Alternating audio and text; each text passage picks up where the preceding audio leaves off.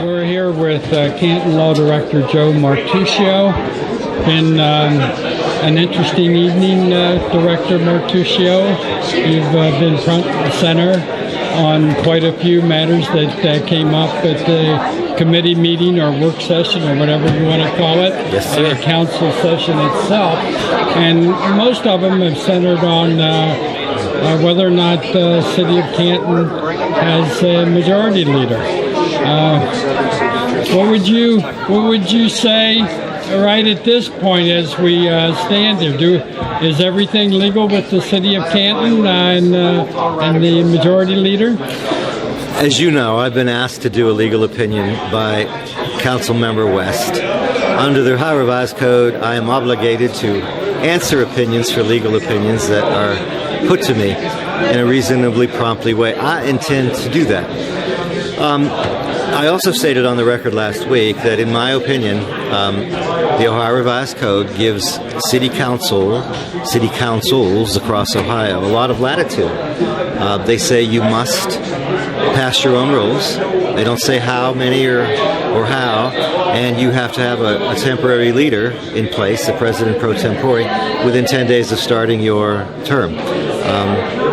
I think they met those requirements. However, they leave a lot to the local council.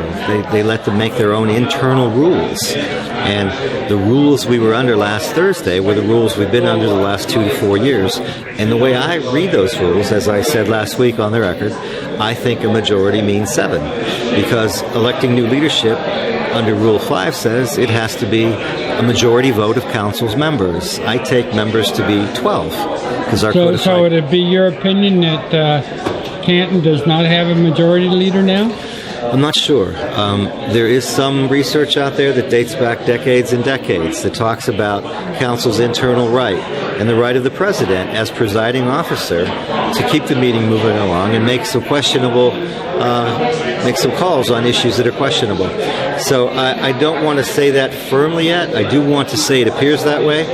In the interim, until we either figure it out legally or go through the courts if we have to, I will make sure that whatever comes in front of council is properly there and properly voted on. And so will you be the determining person? On my end of it. See, there's an equation here.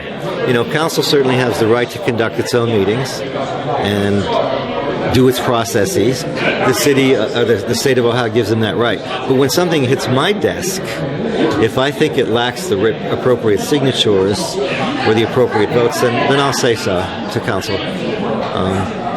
Again, luckily we have a short break, without a council meeting last week. I hope to sort a lot of these issues out.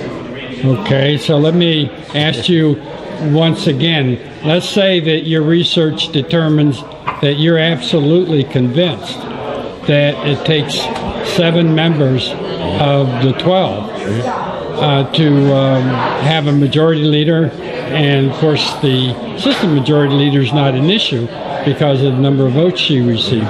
So would a law director Martuccio have the authority to tell Majority Leader Morris that he is not the majority leader? I have the right to express my opinion and give my legal advice. That's what I'm paid to do. I'm your legal counsel for the city of Canton. If I asked for alternative ways of getting that legislation onto my desk and back to council, if council chose to contest it, they could. You know, this could lead to ultimately into a court where if council could contest what?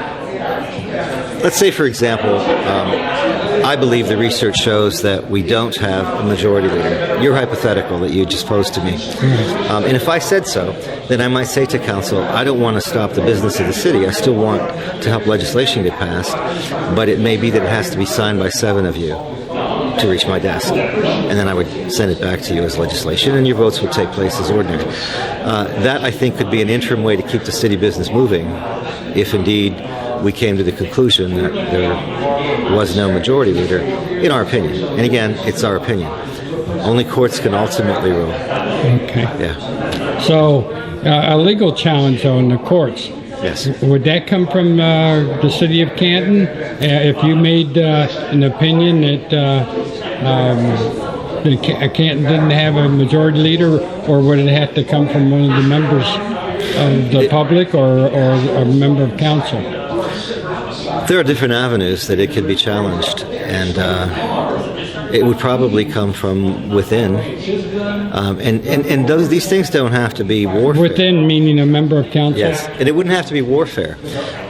We're looking into to determine whether or not, for example, we could ask the court for a declaratory judgment. That means you ask the court to... And who would be asking that? Someone on council, probably, to say, what does this mean? Now, the courts usually do help us define those things, understand what they mean, if it's a state statute or maybe a city formal codified ordinance. But these are internal housekeeping rules that are left up to council to determine how they're going to do their internal business. You know, how many committees they have, who chairs them, how you pick your chairs, that kind of thing. So we're in an area, like I said before, that is really kind of vague, and there's not much law on it. What's the timetable for you making your determination? I'd like to have something to everybody on council within the next week or so that they have some time to digest it and decide what they'd like to do with it before the next meeting.